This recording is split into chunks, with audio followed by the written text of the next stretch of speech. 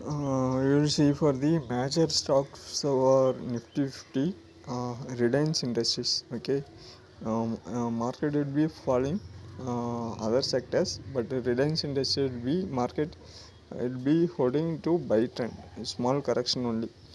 So எல்லா ஸ்டாக்ஸுமே ஃபாலில் இருக்குது. இருந்தாலுமே ரிலையன்ஸுன்றது கொஞ்சம் உங்களுக்கு என்ன இருக்குது, கரெக்டாக டவுன் ட்ரெண்டு சைட்வேஸில் இருக்குது. ஆக்சுவலாக sideways and not much more movement வந்து already market will be falling 1700 market 1300 வரைக்கும் வந்துருச்சு. ஸோ மார்க்கெட் இப்போ வந்து நமக்கு 2 டேஸாக என்ன ஆகலை, 2 வீக்ஸாக மூமெண்ட் அதிகமாக இல்லை ஆக்சுவலாக. ஸோ ஜஸ்ட்டு நம்ம அனலைஸ் பண்ணுறது லாங் டைமில் இவ்வளோ கெயின் வந்ததுக்கு சின்ன ஒரு ப்ராஃபிட் புக்கிங் 2026 இங்கேருந்து நமக்கு என்ன இருக்கும் அப்படின்னா, அடுத்தது வந்து ஸோ மேஜராக இந்த சைட்வேஸ் மார்க்கெட் தான் உங்களுக்கு. ஓகேங்களா, இந்த சைட்வேஸை பிரேக் அவுட் பண்ணணும். அதுக்கு என்ன பண்ணுங்கள், போயிட்டு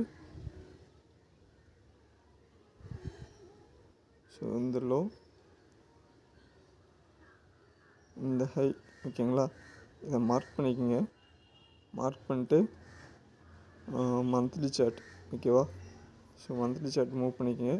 ஸோ இந்த லெவலில் பிரேக் அவுட் பண்ணால் தான் அடுத்த மூமெண்ட் இருக்கும். ஓகேங்க, so double top, so 1329 low. Okay,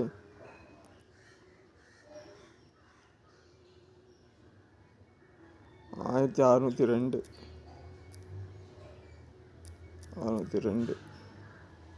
so high.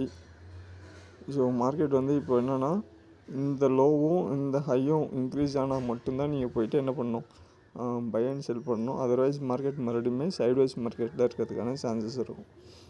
So ரிலையன்ஸோட stop loss SL வந்து 1329.